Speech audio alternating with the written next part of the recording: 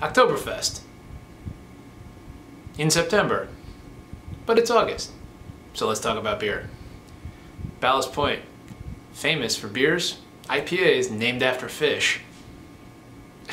And we've got an Oktoberfest, which is way easier than that math problem.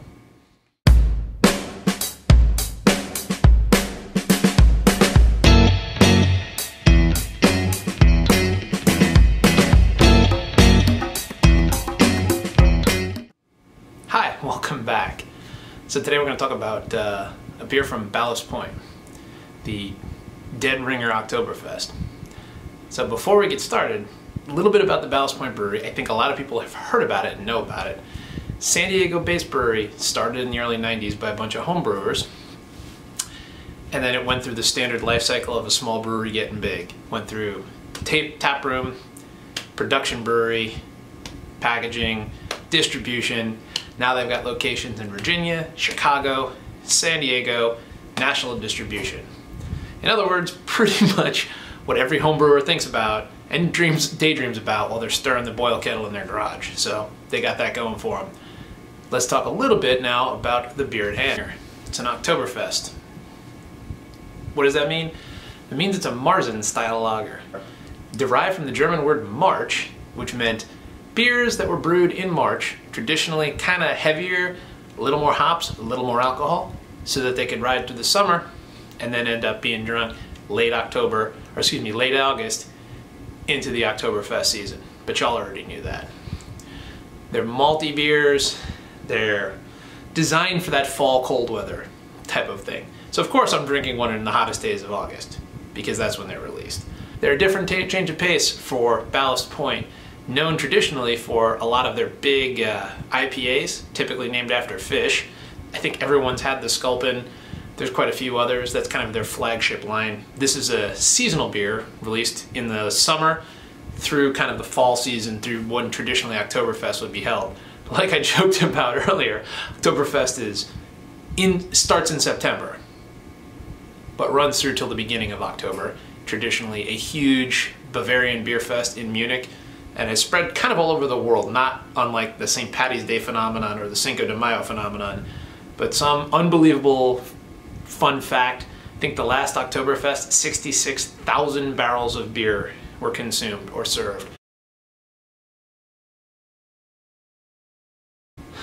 So in honor of testing an Oktoberfest beer, brought out my Oktoberfest mug. So in the light, can't really see as well in this kind of lighting, but the color is a real rich amber brown color.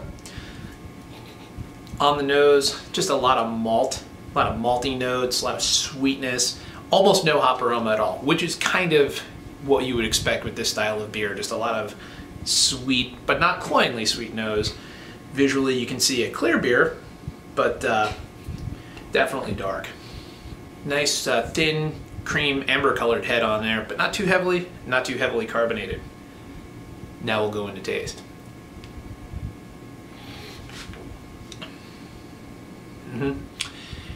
If there could be a beer that tastes like what you expect it to based on what it looks like, this is definitely that.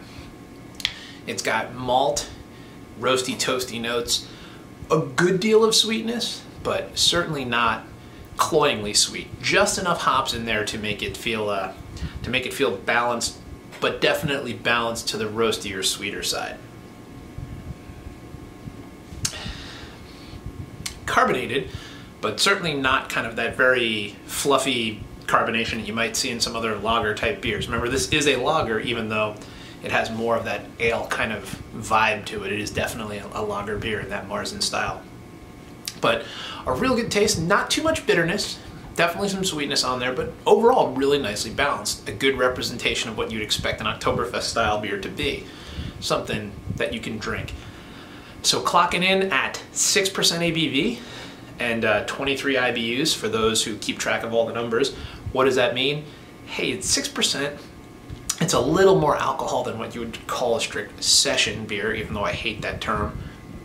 Makes it sound like you're doing your taxes or something instead of drinking a beer. But it is definitely something that you could have a couple of. It's not one of those 12% barley wines punch you in the face and leave you for dead on the side of a road type of beers. Certainly something that you'd want to have a few of and potentially enjoy with some friends. It's designed for a festival, so you're probably not going out and sitting by yourself and having one of these, but something really, really tasty, really delicious.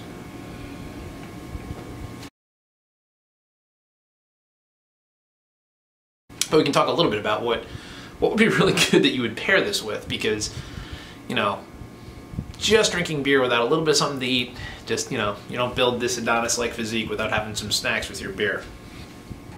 So a lot of sommeliers you'll talk to, or people that are just experts in pairing spirits or wine or beer with food, will tell you that you kind of take what is the primary flavor component, and then you can either you can pair it with something that pairs with that it enhances that flavor, or something that contrasts with that flavor. So most of the things that I would think to pair with this beer probably go more along the line of complementing that flavor profile.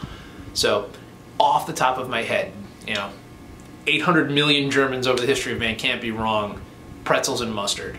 It's a classic. And I don't mean a bag of pretzels from the convenience store. I mean a big, soft, fresh baked pretzel and some really just gnarly rustic mustard. Something like that would pair really, really nicely with a beer like this.